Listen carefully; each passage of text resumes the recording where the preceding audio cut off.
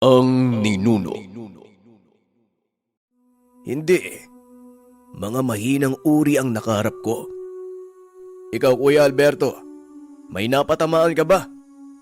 Teka, ang ibig kong sabihin, nakita mo ba si Mateo o hindi kaya si Guillermo? Tanong ni Kadyo. Aba malay ko, hindi ko nakita. Madilim kaya? Tugon ni Alberto. Parang pinaunan nila yung mahihina ah. Sa tingin ko, iilan na lang sila ngayon. At siguradong yung natira, sina Mateo at ang hari. Bukod pa dyan, kasama nila ang malalakas na mangkukulam. Wika ni Baki. Pagkaangat ng tingin ng bata, nanlaki ang kanilang mga mata nang may makitang mabilis na paparating sa kanilang tahanan. Hindi na nagsalita pa si Baki. Biglang nagliwanag ang mga mata nito, sabay labas ng imahe ng balaw. Umuusok ang ilong, sabay takbo ng mabilis patungo sa bahay. Sina Kadyo at Alberto ay sumunod kagad, hanggang sa narinig nila ang hiyawan sa tahanan. Animoy nabulabog sila Susan at ang pamilya nito. Mas binilisan ni Alberto at Kadyo ang pagtakbo, hanggang sa bumungad sa kanilang harapan ang 4 na irito.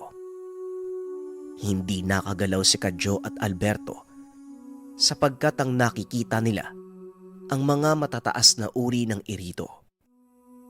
Isang matandang babae na maraming kung anong palamuti sa katawan. Meron ding lalaki na nagmistulang baliw dahil napakadumi at may sakop ang dala. Si Mateo, hawak si Tatay Juan habang tinatakpan nito si Mang Ismael. Habang si Guillermo naman sugatan. Animoy nakipaglaban kung kanino, pero hindi naman nakalaban nila Alberto at Kadyo. Maging si Baki, hindi din ito nakarap. Totoo nga, napagandaan ng maigi ang lugar. Abay, napasabak pa ako sa mga lamang lupa bago makatapak sa mismong harapan ng bahay. Ay nako bueno, maharlik ang balaw ang nasa katawan mo, bata. Wag na wag kayong gagawa ng kilos dahil ora mismo mamamatay ang 2 matandang yan. Armando, nasa taas ang pamilya ni Susan. Patayin mo ang mga traidor. Wika ni Guillermo. Ang inuutusan nitong tao, yung may bitbit na sako, ito ang mangkukulam na iritong si Armando. Tumango naman si Armando, ngunit mabilis na hinarangan ni Alberto. Bigla na lamang hinampas si Alberto ng sako. Maniwala man kayo o hindi, ang laman pala nito ay isang mahabang bolo. Sumuray si Alberto at sumalampak ang katawan sa hagdan. Kikilos sana si Baki, ngunit sa tuwing umaamba siya nakikita niyang dinidiinan ni Mateo ang pagkakasakal kay Tatay Juan. Wag! Wag yung sasaktan ng tatay. Lalong-lalo na ang nasa itaas ng tahanan. Wika ni Baki. Biglang sumapaw ang boses ng maharlikang balaw. Hoy! Sa oras na tumapa ka sa hagdanan, sisiguraduhin ko sa'yo, mababali ang lahat ng mga buto mo, kasama ng dila mo. Ikaw din, Mateo. Bitawan mo si Juan. Huwag mong antayin. Naku pa ang kusang lalapit at gagawa ng paraan. Marahil kilala nyo ang mga balaw. Alam nyo ang mga kaya kong gawin. Ikaw naman, Guillermo. Usong-uso talaga ang pangungulekta nyo ng mga bungo. Kalokohan. Walang ibang papatunayan ang isang tagapamuno kung hindi kung papaano nito matataguyod ang isang pangkat. hindi dinadaan sa palakasan at paramihan ng nabibiktima. At huwag kang magpapakampante na kapag kumilos kami, mamamatay si Juan. Dahil hindi ka pa nakakagalaw, mauunahan na kita. Marahil ramdam mo ngayon ng mga kamandag ng mga lamang lupang humarang sa inyo. Malaking puwersa ang nabawas sa iyo dahil sa pagharap mo sa kanila. Wika ng balaw. Umabante ng lakad si Baki. Nakatitig ito kay Mateo. Nang mga sandaling iyon, kinakausap ni Baki ang balaw sa isipan. Ang sabi ng bata kung papatayin umano si Tatay Juan. Wala ka bang tiwala sa akin? Gawin mo lang ang nasa isipan mo. Sasabayan ko yan ng lakas. Wika ng balaw sa isip ng bata. Si Kadyo ay wala na. Nakatulala na lang at nagmistulang statwa. Si Alberto naman, halatang nanigas dahil sa sobrang tindi ng tensyon. Ilang distansya na lang si Baki kay Mateo. Lumingon pa ito kay Guillermo. Pagmasdan mo, Haring Irito! Wika ni Baki sabay bigla na lang sumunggab ng napakabilis. Nawari isang iglap lang. Natilapo na si Mateo. Kaya naman nabitawan nito si Tatay Juan. Dito na sumabog ang komosyon sa lugar. Matapos matiyak nila Alberto at Kadyo na ligtas na si Tatay Juan, sabay itong sumugod sa mga kalaban. Hindi nakagalaw si Guillermo. Sinipa ito ni Kadyo. Habang si Lucrecia naman, tinamaan ng suntok ni Alberto. Si Armando, tinangka nitong umakyat ng tahanan pero hinablot naman ni Mang Ismael ang paa. Dahilan para sumubsob ang muka sa hagdanan. Kaagad namang kumuha ng itak si Tatay Juan. Tinaga nito ang leeg ni Armando. Humiwalay ang ulo sa katawan. Nagsigawan ang mga tao sa tahanan habang nakikita ang nangyayari. Matapos namang bumagsak ang matandang si Lucrecia, pinagtulungan ni Alberto at Kadyo si Guillermo. Parang mga wala sa sarili ang magkapatid. Kitang-kita sa mga ito ang malulupit na pag-atake na parang mersenaryo. Habang si Mateo naman ay napapaatras. Ngunit mabilis itong sinunggaba ni Baki at nang matumba, hinablot ang paa at paulit-ulit na hinampas sa lupa na parang manika. Hanggang sa nalanta ang katawan. Basag ang muka at bali-bali na ang mga buto. Tinotoo nga ng balaw ang sinabi niya. Hindi man lang nakaungol si Mateo, kaagad itong namatay. Si Guillermo, pinili pa nitong lumaban, pero dahil sa magkakabilang ataking natatanggap, hindi nagtagal bumagsak na ito sa lupa. Hindi na pinabangon pa ni Alberto at Kadyo. Pinaulanan ng sipa ng magkapatid. Animal ka? Buhay ka pa? Hari ka pala? Ako ang hari dito! Wika ni Alberto. Mukhang patay na ata, tama na yan. Teka, anong ikaw yung hari dito? Iparinig mo nga yan sa Marlik ang balaw nang sumakabilang buhay ka din. Tama na yan, ano ba? Baki, palabasin mo nga si Balaw, ang tigas ng ulo ng kuya mo eh. Patay na nga yung tao, hindi pa tinitigilan.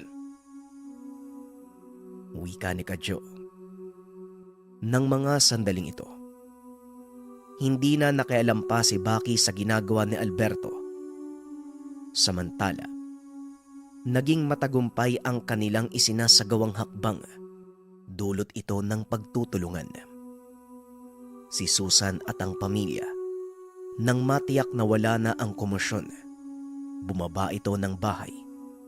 Umiyak pa ng mga sandaling ito ang kapatid ni Susan. Sobrang saya ni Mang Ismael maging si Tatay Juan dahil nalampasan nila ang matinding pagsubok.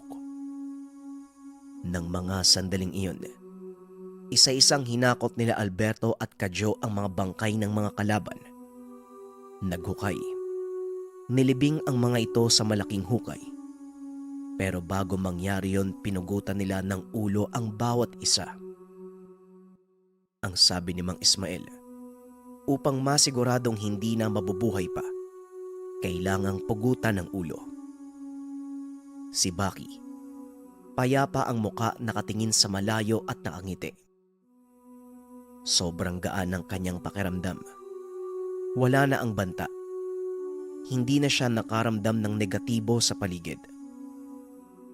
Ang balaw naman, nagwawala ito sa katawan ni Baki. Gustong lumabas para pagsabihan sina Alberto at Kadyo. Kamuntikan silang mabigo dahil may pagkaangal ang dalawa. Subalit pinigilan ito ni Baki. Ayaw niya nang mag-ingay pa ang balaw. Sa ngayon, kumalma ka muna dyan. Magpahinga ka muna. Andito naman si tatay eh. Siya na magdidisiplina sa dalawa. Huwag mo nang takutin. Kitang likas na sa mga yan ng mga pilyo eh. Kahit anong sabihin mo sa kuya ko, tataliwas yang dalawa. Kung binabantayan mo sila, mas binabantayan nila ang paglabas mo. Baka nga tumakbo pa yung mga yan eh.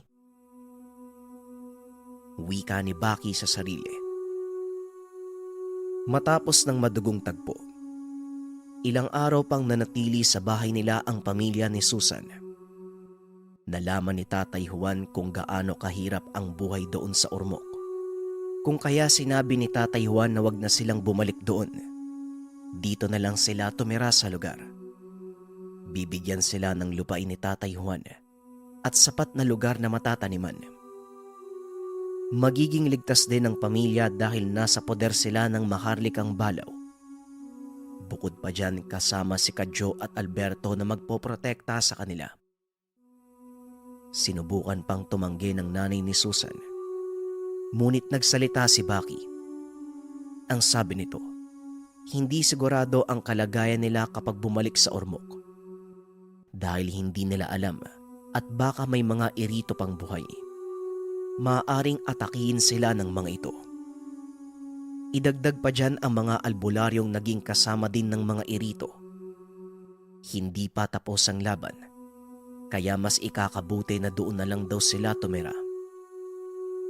Si Alberto ng mga sandaling ito ay tuwang-tuwa. Hindi naman binanata ni Kadyo. Hinayaan niya na lang ang kapatid. Maraming balakid at pagsubok sa buhay ang dumating sa pamilya nila Baki. Nagpatuloy naman sa pagsupil sa kasamaan ng bata. Kasama nito ang maharlikang balaw at kapatid. Umabot sa punto, nagbinata na si Baki. Mas naging malakas. Natuto na rin ng aspeto ng karunungan. Hindi na lang siya sa balaw umaasa. Kung hindi naging biyasa na rin si Baki, si Alberto naman at Susan, nagkatuluyan ang dalawa. Paano ba naman kasi? Patuloy ang panunukso ni Kadyo. Hanggang sa nagkahiyaan na ang dalawa at humantong sa malalim na pagkakaunawaan. Si Mang Ismael, panay bisita pero panay naman itong pinapalayas ng maharlikang balaw.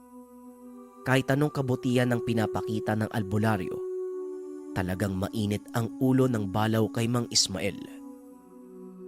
Hanggang sa mabilis na lumipas ang panahon, 1969, binata na si Baki at bumukod na ng tahanan. Hindi naman malayo sa tahanan ng pamilya nila. Katunayan, nasa likod lang ito.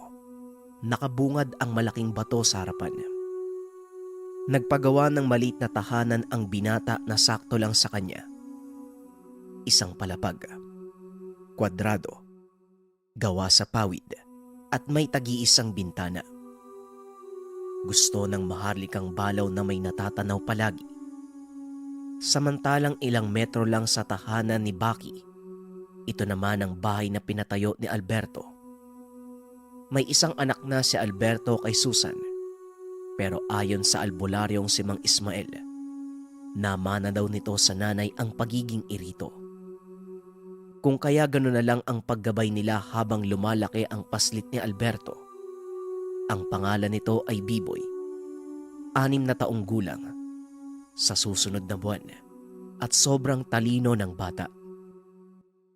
Habang si Kadyo naman, nakatira kasama si Nanay Lucinda at Tatay Juan. Hindi pa nag-aasawa, mas pinili nitong manatiling binata upang tamasin ng mahaba ang pagiging malaya. Baki? Baki hoy, gumising ka na. Angat na ang araw Nakalubog ka pa rin dyan. Ay talagang napakatamad nitong lalaki na to Palibasa, masyadong dinuduyan ng maharlikang balaw, kaya nagiging tamad. Kapag ako nainis dyan sa balaw na yan, gagapusin ko kayong dalawa. Isisilid ko kayo sa sako at papausukan. Tignan natin! Wika ni Tatay Juan habang nakasilip sa bintana. Aray ko, ang sakit ng balakang ko. Ang ingay nyo naman po, tay. Kitang puyat ako kagabi. Alam nyo naman palagi akong umaalis Tugon ni Baki. Puyat? Puyat ba ka mo? Di ba kasama mo si Kadyo? Ay sus, si Kadyo naroon sa uma kasama namin. Kasama na mga kapatid ni Susan, kumakayod na ang kapatid mo. At kagaya mo, puyat din yon. Ano mang ginagawa natin na labas sa ating natural na trabaho dito sa bahay, dapat hindi maapektuhan ng daloy nating buhay. Tumayo ka na. Sasabuyan kita ng tubig Wika ni Tatay Juan. Ay nako, etong si tatay hindi nakakahalata. Paanong magiging puyat si kuya? Dumidiskarte yon kay Risa Wika sa sarili ni Baki. Lumabas na ito ng tahanan. Napakaganda ng panahon. Kahit mainit. Mahangin naman at kumikinang sa ganda ang kapaligiran na may bahid pa ng hamog na naiwan ng ambon kagabi. Nang mga sandaling ito, inaalala ni Baki ang laging sinasabi ng balaw sa kanya. May nangyayari daw iringan sa mundo ng mga engkanto. Ayon sa balaw, ang mga walog daw ay nagre-rebelde. Mas pinapahalaga ng diwata ang maharlikang balaw. Dito nagtitiwala ang diwata. Naaasiwana at galit ang mga mandirigmang engkanto. Baka hindi magtagal, magkaroon ng digmaan sa loob ng lugar ng mga nilalang. Alam ni Baki na pinag-iinitan ang balaw ng mga mandirigmang engkanto. Hindi pa niya nakikita ang mga nilalang. Pero batay sa balaw, mas malaki pa ito sa kanya. At ito ang mga bantay ng mga lagusan sa bawat teritoryo. Matapos maligo ng binata, kagad itong nagbihis at umalis. Nagtungo sa uma dahil ito naman ang madalas na ginagawa ni Baki sa araw. Nagmaktol pa si Baki. Kita sa muka na animoy nayayamot. Bakit parang palakang nakasimangot yung mukha mo? Wika ni Kadyo. Kasi nadadamay ako sa'yo. Alam mo namang 4:00 na tayo nakauwi. Tapos ikaw parang hindi natulog. Dumiretso lang sa uma. Kinukumpara ako ng tatay sa'yo Palibasa, ginaganaan ka palagi dahil may gusto ka kay Risa. Wika ni Baki. Hindi na sumagot pa si Kadyo. Baka mas lalo itong magalit sa kanya at isumbong pa siya sa balaw. Alam naman ni Kadyo na mainit ang ulo ng balaw sa kanya, pati na rin kay Alberto. Hindi kalayuan sa uma ang bahay ng pamilya ni Risa.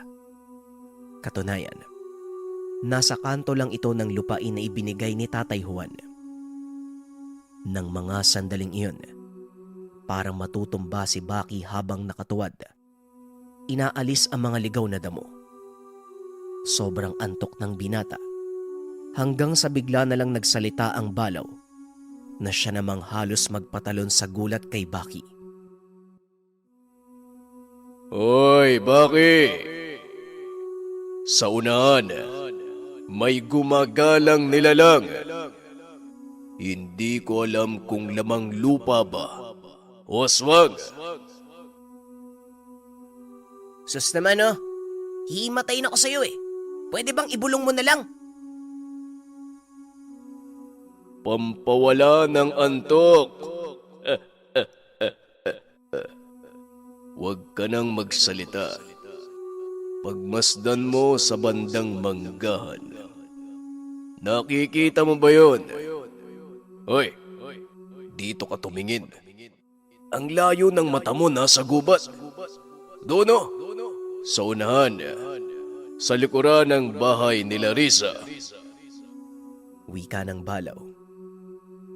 Hindi nakakibo si Baki nang makita ang sinasabi ng balaw.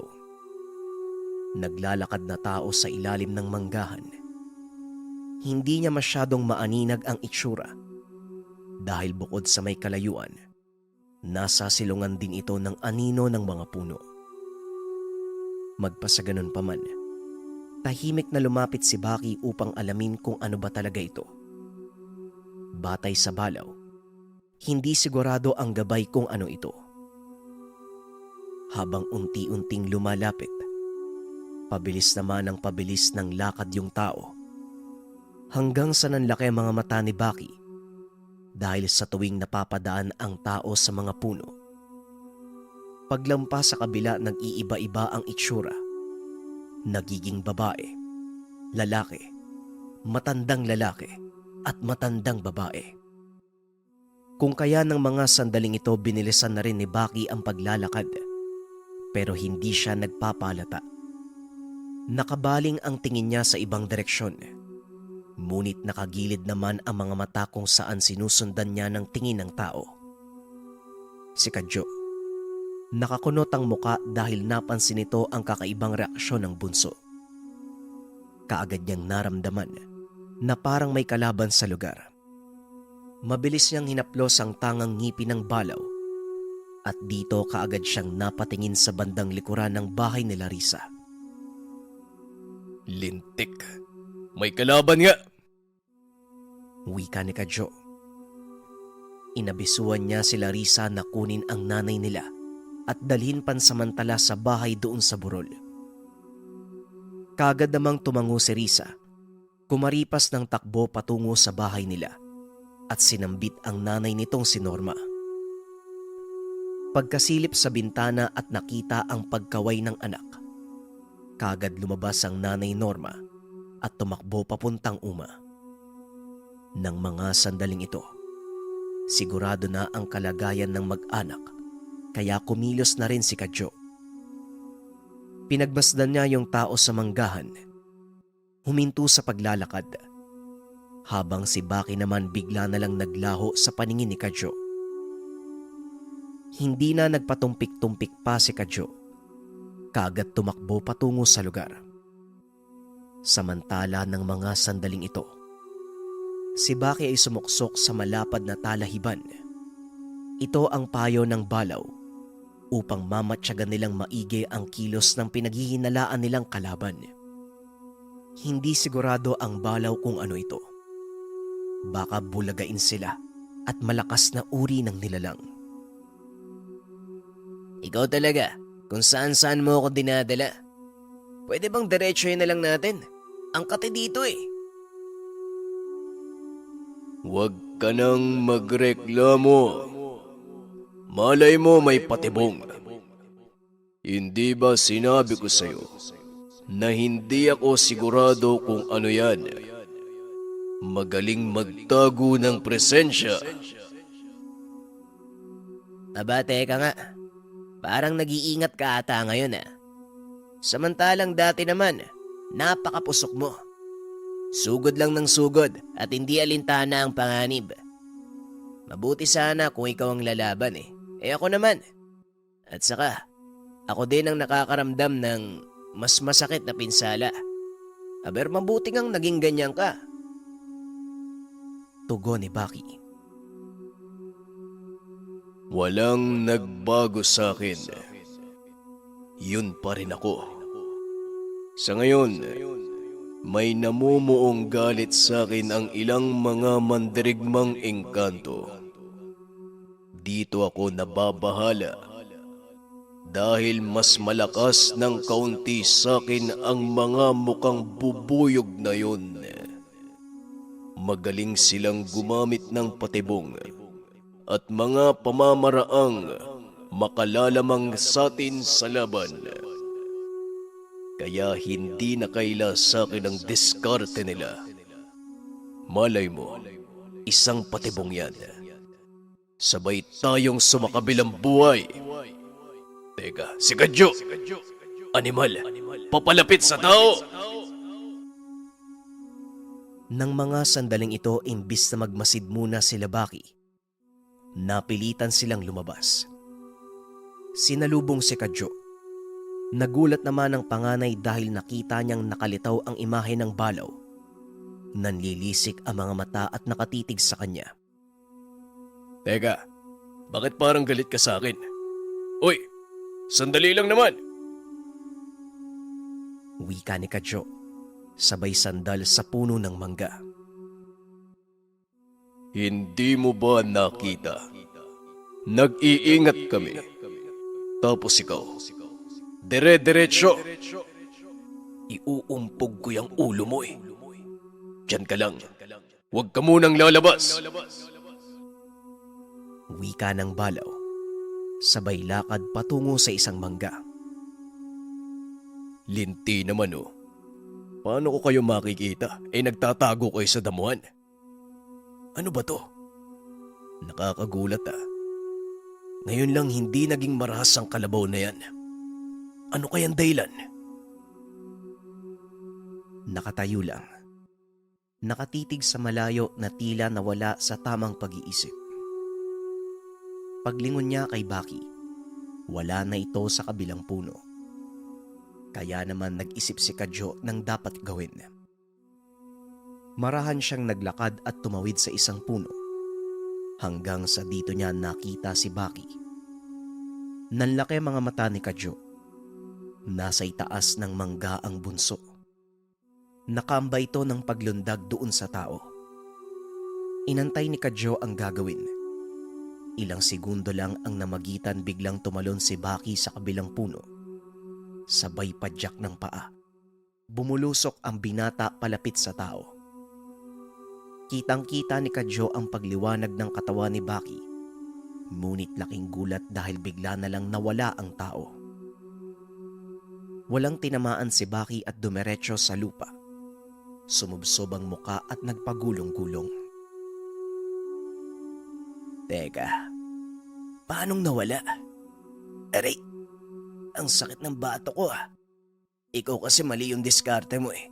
Pwede naman dito sa baba sagurin. Wika ni Baki. Huwag ka nang magreklamo.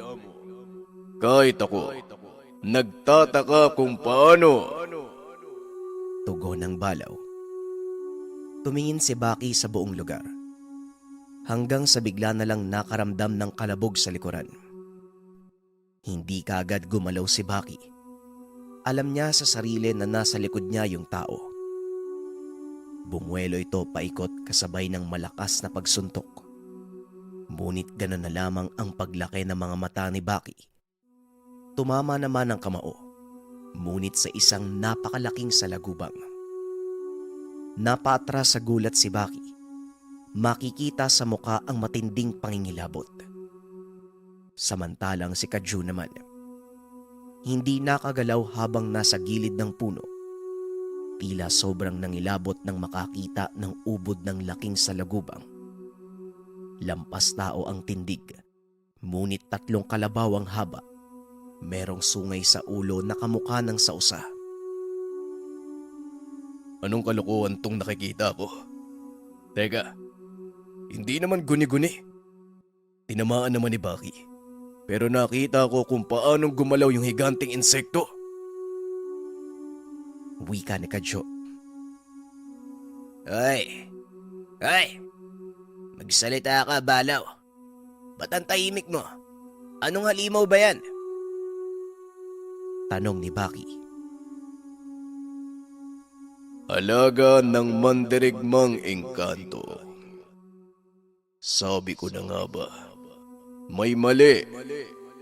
Hindi ko naramdaman na engkanto dahil sa lakas niyang magtago ng presensya.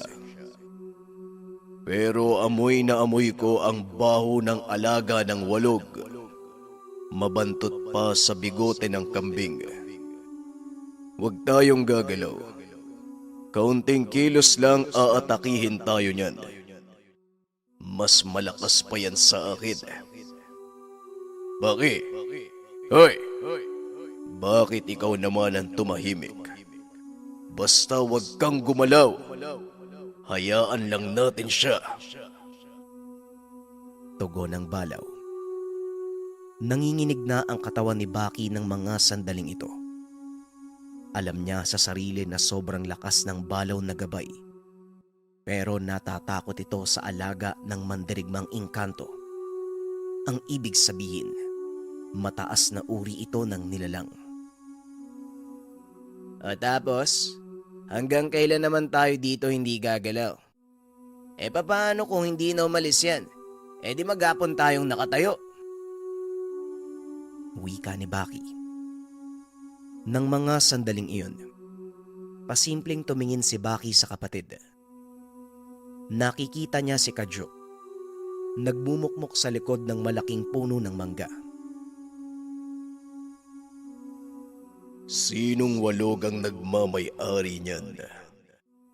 Marami silang mandirigmang engkanto. Bawat isa may pagkakakilanlan. Teka, may palamuti sa leeg. Alam ko na. Alaga ni Hasyan.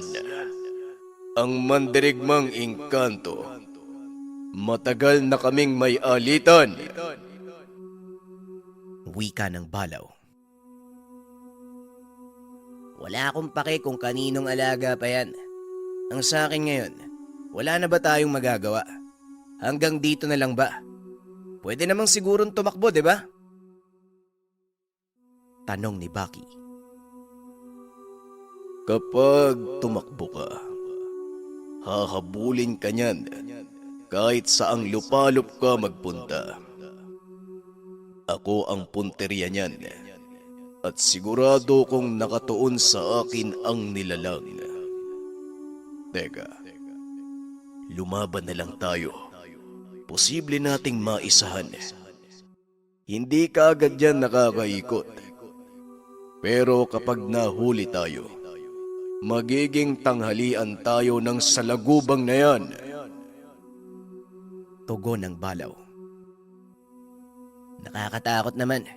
Ayoko pang mamatay, no? Tumakbo na lang tayo. Ayos lang naman sa aking tumakbo kahit saan magpunta. Para makapag-isip pa tayo ng paraan kung paano maiisa ng halimaw na yan.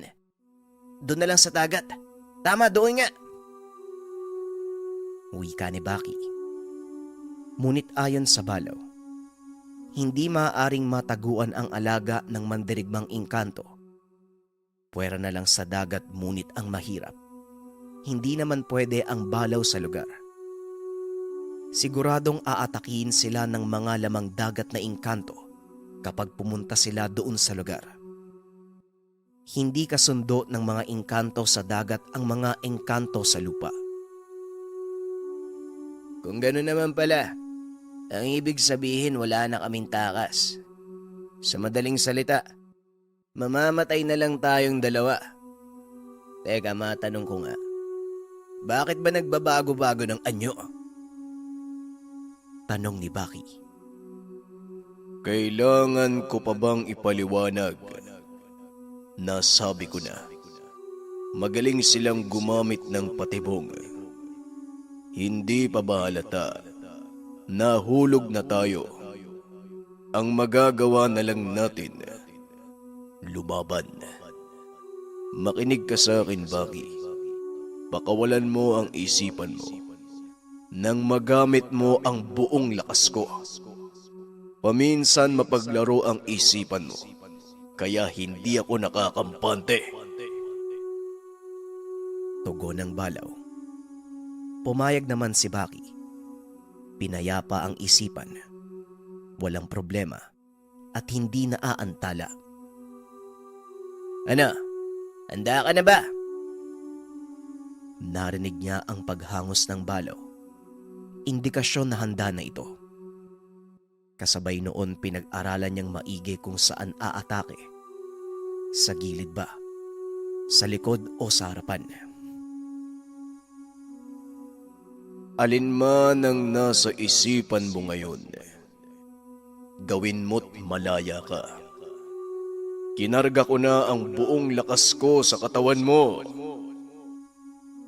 Wika ng Balaw. Walang sabi-sabi. Mabilis na tumakbo si Baki at sumugod sa harapan. Kapag gumalaw ang nilalang ay sa kanya lamang babaguhin ang atake. Ngunit nang malapit na si Baki, inatake siya ng nilalang. Sa sobrang bilis ay hindi niya inaasahan. Inararo ng salagubang ang binata sa lupa. Hanggang sa bumuelo si Baki sabay hawak sa sungay nito. Pumatong sa ulo at paulit-ulit na sinuntok ang batok. Pero sadyang matigas at nananakit na din ang kamay ng binata. Winawasiwas ng nilalang ang ulo. Tumakbo ito malapit sa puno at binangga. Naipit si Baki at napasigaw sa sakit. Nang mga sandaling iyon, hindi na mapakali si Kadyo. Ito ang unang pagkakataon na nakita niya si Baki na nasaktan. Kahit nasa loob pa ang Balaw, nagbibigay ng malakas na kabal. Hindi ito naubra sa nilalang. Yawa, huwag mong saktan ang kapatid ko! Wika ni Kadyo sabay takbo ng mabilis papalapit sa nilalang. Kumabig sa gilid. Sinuntok ang tiyan ng salagubang. Nagulat naman ang binata dahil tumalab ang suntok ni Kadyo. Lumusot ang kamay. Bumulwak ang napakabahong likido. Nagwala ang nilalang. Nagpaikot-ikot sa ilalim ng puno ng mangga. Nagulat din ng Balaw sa nakita. Alam niyang sobrang tigas ng alaga ng mandirigmang engkanto.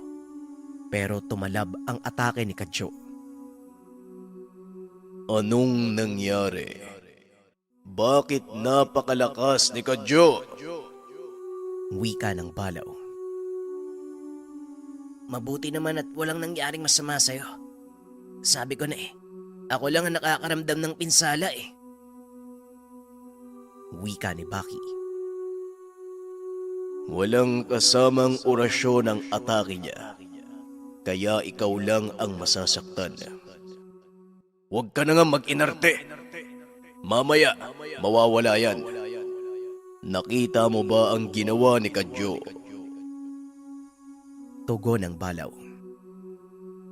Oo naman, anong akala mo sa akin, bulag?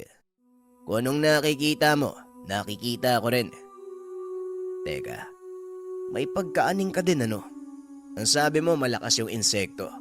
Bakit tinabla ng atake ni kuya? Ngayon alam ko na. Mahilig ako maglaro dati ng salagubang. Matigas ang likod, pero sobrang lambot ng tiyan at madali lang pisatin. Hindi ka ba naglalaro ng salagubang, Balaw? Tanong ni Baki. Iuntog ko kaya yung ulo mo sa puno. Anong tingin mo sa akin? Tao! Ang mga salagubang sa amin ay hindi laruan. Mga dambuhalang halimaw sila. Bueno, mukhang tama ka kaya tumalab ang suntok ng kapatid mo. Kakausapin ko siya. Hoy! Kadyo! Mabuti naman nagkaroon ka ng tapang. Alam kong kanina ka pa nagtatago. Bigla ka nalang naging desperado. Ano pang inaantay mo? Patayin mo na bago pa makauwi sa mundo ng mga engkanto. Wika ng Balaw ngunit hindi kumikibo si Kadyo. Nakasimangot ang muka. Galit na galit at nanginginig ang katawan niya. Habang yung halimaw naman, gumagapang ito palabas ng manggahan at nagbabago ang kulay. Dito na sumigaw ang balaw na wag nang patakasin. Maglalaho na lamang ito bigla. Kagad namang tumakbo si Kadyo. Hinawakan ang paa ng nilalang at bumuelo ng malakas na pagsuntok. Muling tumagos ang kamay at dito paulit-ulit na pinagsusuntok ni Kadyo. Hanggang sa nanlambot na ang 6 na mga paa ng nilalang at napahiga na ito sa lupa. Hindi pa nakontento si Kadyo. Pumunta sa bandang uluhan. Dinukot ang mga mata. Walang sino mang mananakit sa kapatid ko. Yawa, nakakatakot ka lang tignan eh. Pero madali ka lang palang patayin. Hoy Balaw, bakit hindi mo man lang kayang malabanan to? Anong nangyayari sa'yo? Ito napatay ko na. Pero ikaw para kang bata. Hindi mo man lang naprotekta ng kapatid ko. Wika ni Kadyo. Aba! Narinig mo ba yun, Baki? Parang niyayabangan yata ako ng animal na to ah. Hoy! Wag mo kong sabihan ng ganyan. Oo, inaamin kong naging mahina ako.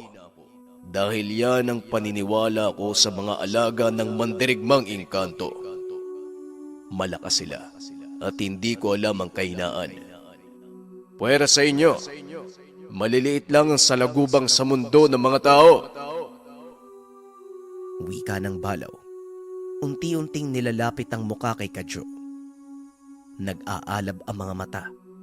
Halatang gustong sakta ng kapatid ni Baki. Nako naman ikaw kasi, masyado ka nagpadala sa emosyon mo kuya. Wika ni Baki. Wala ah. Hindi na mga biro eh. Ikaw talaga kaibigang Balaw, pasensya na. Masyado lang akong nagalak dahil napatay ko yung, ano bang tawag dito? Alaga ng mandirigmang engkanto. Ito yung palagi mong sinasabi sa akin, Baki, di ba? Pero aalis muna ako ha. Maghuhugas lang muna ako ng kamay. Palusot ni Kadyo. Hindi na nagsalita pa ang Balaw. Samantalang yung nilalang, unti-unting naglalaho na tila nagiging alikabok. Nagtanong naman si Baki kung ano na ang gagawin. Tumugon ng Balaw na pupunta nila ang puno ng balayong. Kakausapin ng maharlikang Balaw ang diwata at tatanungin kung paano maresolba ang bangayan. Hindi naman nagbigay ng opinyon si Baki. Alam niya sa sarili na tama ang maharlikang Balaw kung hahayaan lang ang mga mandirigmang engkanto. Hindi man sigurado, pero alam ni Baki na hindi niya ito magugustuhan. Nagtanong na lamang siya sa Balaw kung kailan aalis. Ngayon mismo.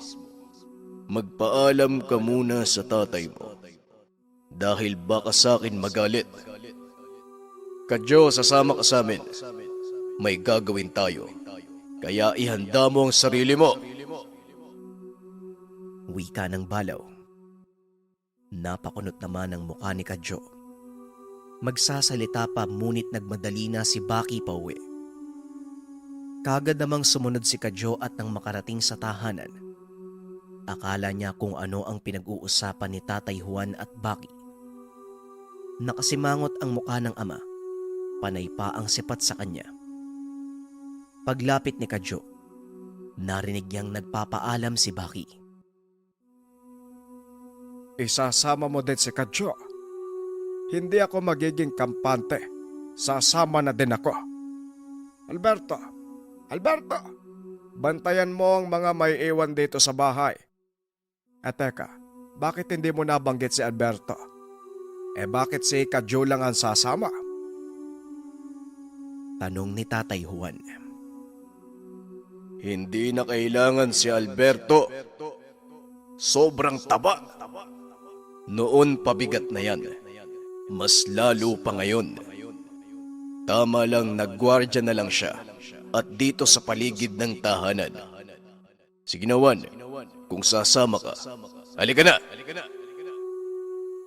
Wika ng Balaw.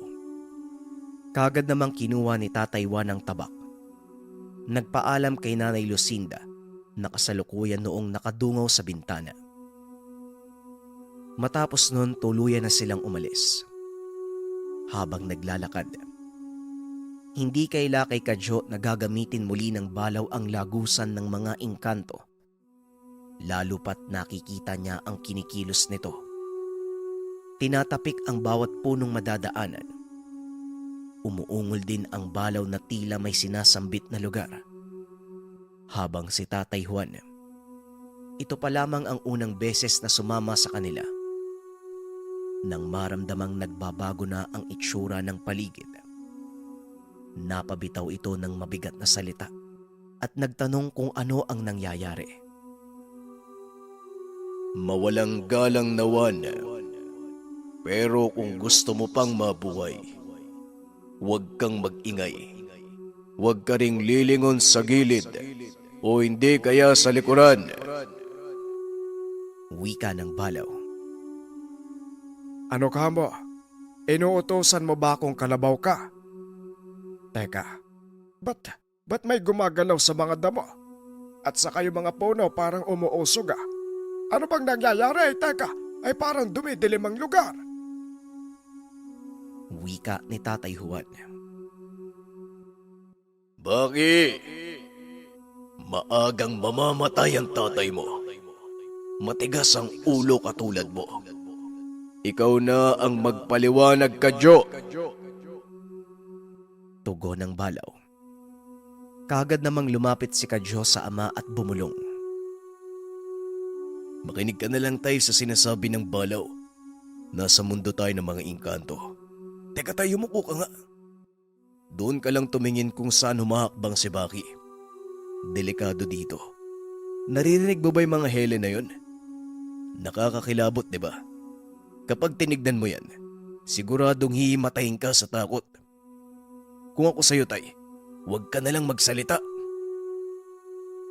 Wika ni Kadyo. Sana sinabi nyo kanina. Di sana din ako sumama. Sandali nga, Kadyo. Huwag mo namang tapakan ng mga paa ko. Kitang may rayuma eh. Pahawak nga sa balikat mo. Huwag kang hihiwalay sa akin ha. Sa tingin mo, may nakatingin ba sa atin? Tanong ni Tatay Juan. Meron po, Tay. Mas pangit pa sa Balaw. Tugon ni Kadyo. Minuto pa ang lumipas. Maririnig sa lugar ang huni ng mga ibon. Paiwatig na nasa realidad na ang grupo. Ngunit nakatayo pa rin si Tatay Juan at nakapikit ang mga mata. Tay, nakalabas na tayo. Kanina ka pa dyan eh. Mukha ka tuloy baliw. Wika ni Kadyo. Pag-angat ng tingin ni Tatay Juan, maliwanag na at tirik na ang araw. Ngunit nang masilayang tumatawa si Kadyo, kagad itong nilapitan ng matanda at dinagukan. Kanina pa pala. Bakit hindi mo man lang ako sinabihan? Nagmukha tuloy akong baliw.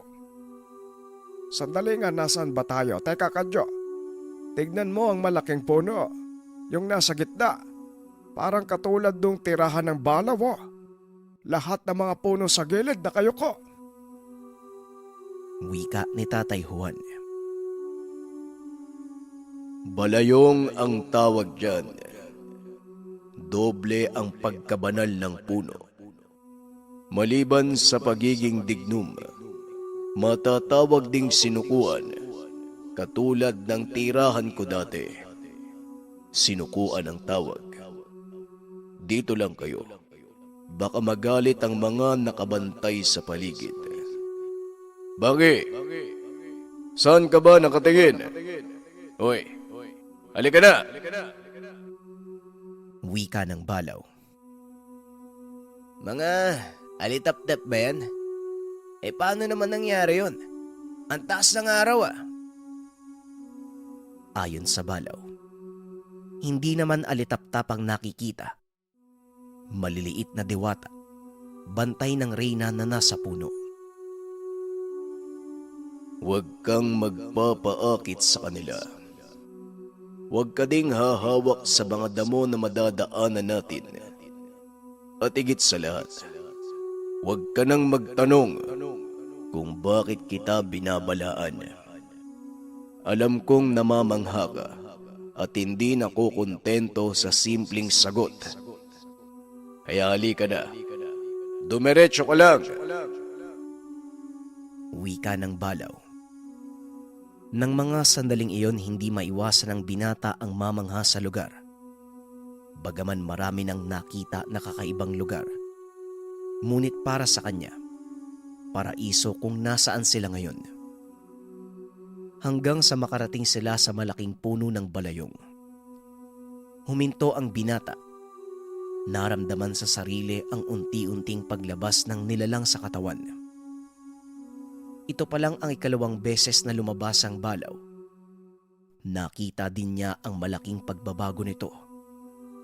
Yung dating napakapangit, mas pumangit pa dahil kumapalang balahibo at mas humaba pa ang sungay. Ay kaibigan, may sasabihin lang ako. Walang katulad. Walang katulad yung kapangitan mo. Nakakakilabot ka. Wika ni Baki. Gusto mo bang ipakain kita sa mga halimaw dito? Manahimik ka dyan. Wika ng Balaw. Nakatuon lang ang atensyon nito sa malaking puno. Tila nagdadalamhati ang muka. Kahit napakabangis, halatang naging maamo ang itsura. Nang mga sandaling ito, pinigilan na lang ni Baki na matawa. Alam niya sa sarili, nagpapakita ito ng respeto sa reynang diwata. Pero ang tanong, bakit hindi niya pa ito nakikita? Tinignan niya ang ama at si Kadyo. Ngunit nang laki ang mga mata ni Baki sapagkat wala na doon ang mga ito. Nagbago ang lugar. Napunta sila sa masukal na gubat. Nasaan? Nasaan sila? Bakit nawala? Hindi nagsasalita ang Balaw. Hanggang sa may unti-unting lumitaw sa harapan. Isang babaeng nakaubot-hubad. Kita ang buong katawan at napakaputi. Kagad namang yumuko si Baki dahil nakaramdam siya ng pagkailang. Bukod sa alindog at kaputian, napakaganda nito at maladyosa ang itsura. Linte, bakit hindi man lang sinabi ng Balaw na yan pala ang figura ng diwata? Uminit tuloy yung katawan ko ah. Lantad ang lahat kitang-kita. Hindi man lang nahihiya. Wika ni Baki sa sarili. Maya-maya pa naririnig niya na ang boses ng Balaw na kinakausap ang diwata. Paumanhin aking reynang Araya. Naparito ako para malaman kung anong magagawa ko para makasundo ko ang mga mandirigmang engkanto. Mukhang lahat sila pinag-iinitan ako. Ayon sa sinabi mo sa akin, naiinggit sila dahil mas pinapaboran mo ako. Kinausap ko silang lahat. Sumunod naman sa akin, pero may nagmatigas. Si Asian. Hindi ko magawang pigilan dahil yon ang gusto niya. Wala akong pinapaboran sa inyo. Depende lang kung paano nyo uunawain ang aking pamumuno. Nasa mundo ng mga tao si Asian. Ayon sa mga narinig ko batay sa mga nakakitang engkanto, naglilikom ng mga kasama si Asian. Hindi ko alam kung ano ang gagawin, pero siguradong pinaghahandaan kanya Maharlikang Balaw, sa pagkakaintindi ko sa sitwasyon, gusto niyang maging katulad mo na gabay ng tao. Maraming beses na itong nangyari. May mga mandirigmang kasama ng mga tao sa iba't ibang panig ng lugar. Ikaw nang bahala kung anong gusto mong gawin sa kanya. Ang pagtaliwas sa akin ay isang pag-aaklas. Wika ng Diwata. Pagkatapos inangat ni Baki ang tingin sa Diwata. Ang buong akala niya ay naglaho na ito at tapos na ang pag-uusap. Pero gano'n na lang ang pagkagulat ni Baki. Lumapit sa kanya ang Diwata. Kitang-kita niya ang alindog ng katawan. Napakagandang ngiti habang nakatitig sa kanya. Ayon kay Baki, pinili niyang magkunwari upang hindi mag-isip ng kung ano ang Diwata. Binaling niya ang tingin sa malayo at sumipol. Mahal kong alagad, napakabilis ng panahon. Binata ka na. Bakit ka nakatingin sa malayo? Kinakausap kita. Wika ni Araya. Nagtayuan ang mga balahibo sa katawan ni Baki. Nang harapin niya ang Diwata, nakadungaw na ang mukha nito sa kanya. Nakadikit pa ang katawan, kaya lalo namang nanginig ang katawan ni Baki. Naku po, mawalang galang na po, mahal na Reyna. Kasi po, pwede niyo po bang ilayo yung katawan niyo sa akin? Hindi po ako mapanatag eh. At saka ang init po pala ng katawan niyo. Parang tao lang din. Teka, sandali lang po, wag po! Wika ni Baki. Imbis na makinig sa kanya ang Diwata, mas dinikit pa nito ang katawan sa kanya. Hinawakan ng balikat ni Baki at akma pang hahalikan siya. Hindi napigilan ni Baki na mapapikit ng mga mata sa bayuko. Ano ka ba? Karaniwang pag-uusap lang ito. Wala akong ginagawa sa'yo. Kung sa bagay malisyoso nga pala kayong mga tao, ibahin mo kami, Baki. Walang mali siya sa ginagawa ko. Ayusin mo ang tindig mo, mahal kong alagad. Kumusta ka na? Nakakatuwa ka. Noon palaging nagrereklamo sa akin ng balaw sa kakulitan mo.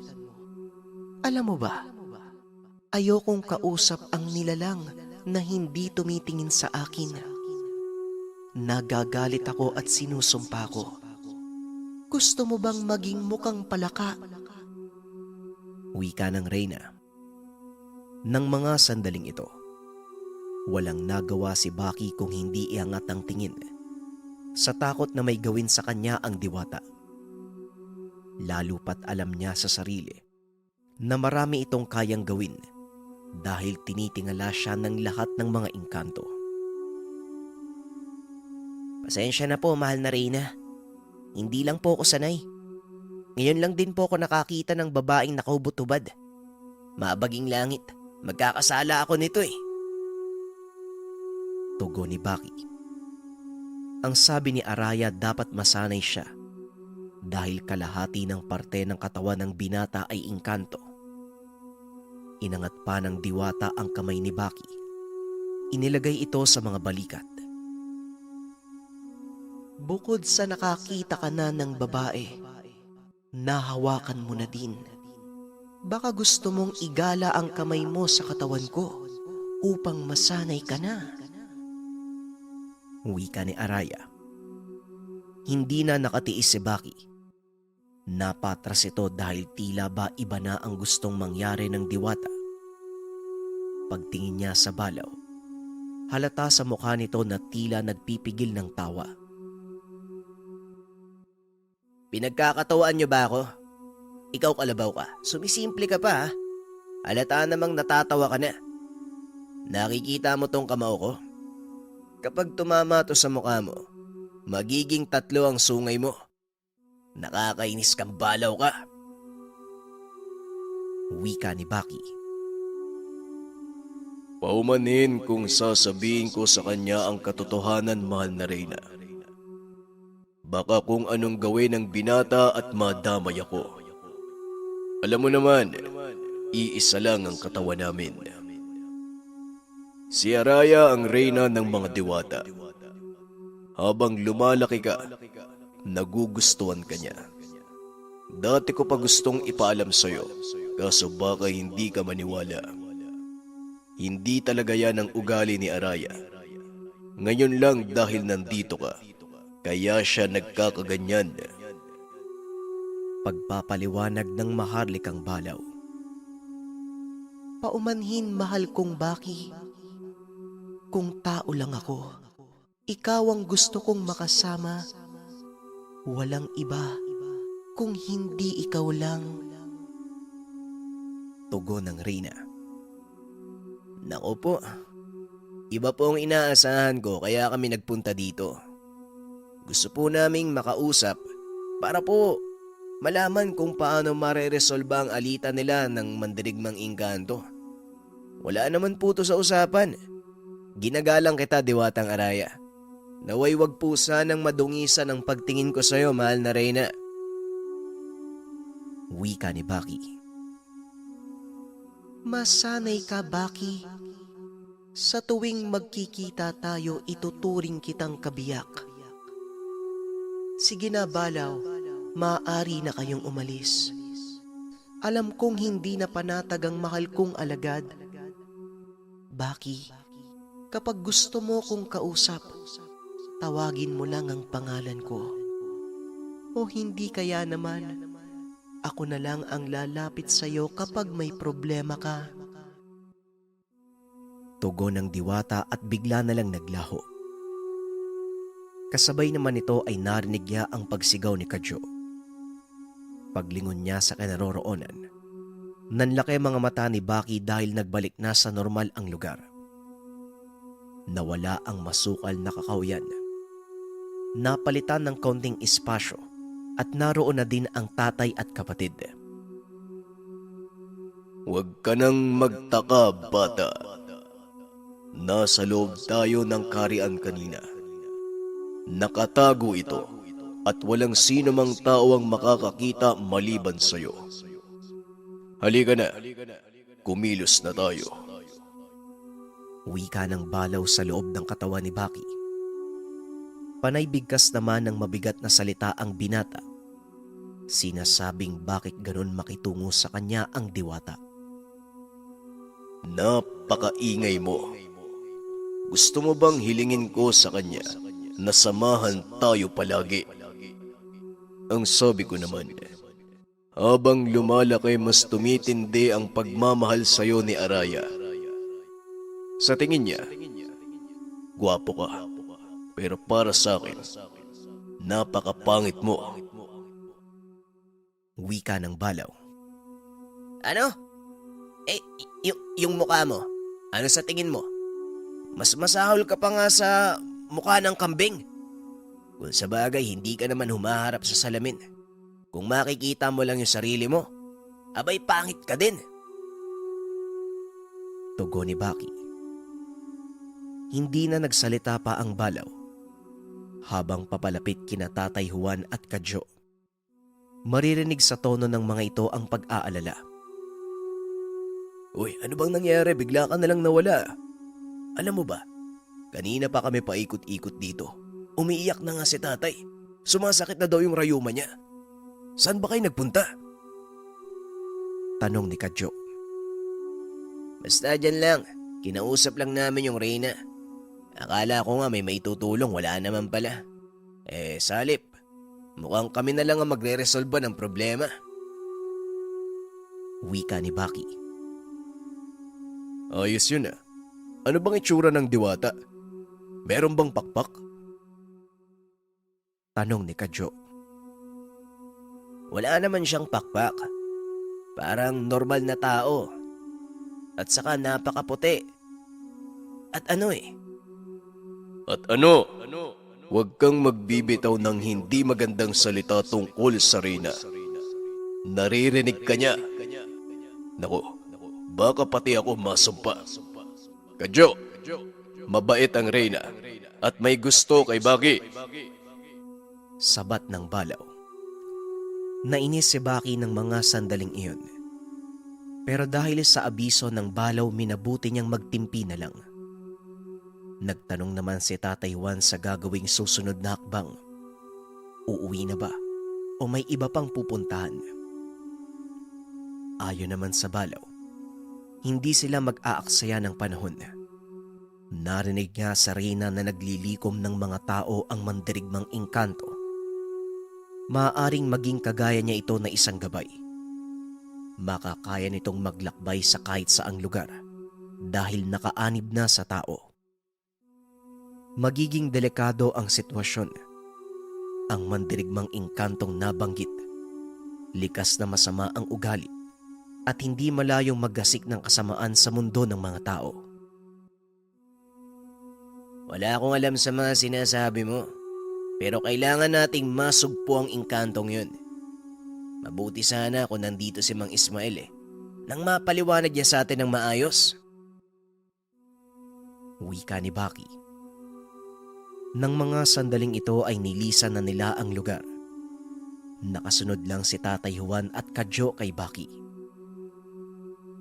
Wala ka bang tiwala sa mga sinabi ko at umaasa ka sa albularyong yun? Ano bang sabi ko? Iwasan mo ang mga albularyo, lalo pat tangan mo ako at pwede akong makuha sa katawan mo. Tandaan mo, Baki, ang tanging makakabasag lang sa lakas mo ay magaling na albularyo. Lalo na't magaling si Ismael. Sa ganung pamamaraan, anong gagawin mo kapag tinraidor ka? Kaya nga ang tatay mo ang tinuruan ko sa mga pamamaraan ng mga engkanto. May tiwala ako sa taong kadugo mo. Puwera na lang kay Alberto na ubod ng duwag. Wika ng Balaw. Update lang mga kabayan, ang susunod na upload natin ay last episode na ng Maharlikang Balaw. Salamat. Ang ninuno. Ang ninuno. Hindi.